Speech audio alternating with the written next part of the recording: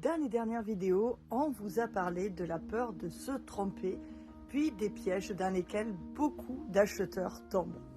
Aujourd'hui, j'aimerais vous parler de sécurité parce que la plupart des cavaliers pensent que la sécurité, ça va être un cheval calme, un cheval sage, un cheval qui ne bouge pas. Et pourtant, je me souviens d'une cavalière qui avait choisi un cheval réputé mais très sûr.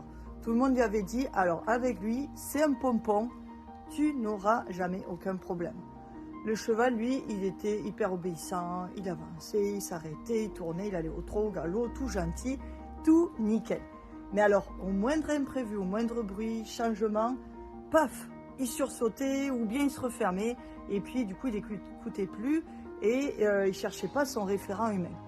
Et un jour, ce cavalier m'a dit, tu sais Julie, je me rends compte qu'en vrai, avec ce cheval, je ne me suis jamais sentie en sécurité parce que je ne le sentais pas vraiment avec moi. Et la vraie sécurité, en fait, dans tout ça, c'est qu'un cheval, ce n'est pas du tout quand il ne bouge pas. C'est vraiment la capacité du cheval à vous chercher, à vous prendre comme référent quand quelque chose l'inquiète. C'est le moment où, au lieu de gérer tout seul, en fait, il se tourne vers vous. La sécurité, ce n'est pas le contrôle. C'est la relation, en fait. Quand cette relation est là, on peut aller vraiment beaucoup plus loin. Voilà, j'espère que cette vidéo vous aura aiguillé. Et donc, dans les prochains jours, je vais vous parler de notre pilier essentiel quand on a son cheval ou qu'on veut acquérir son cheval.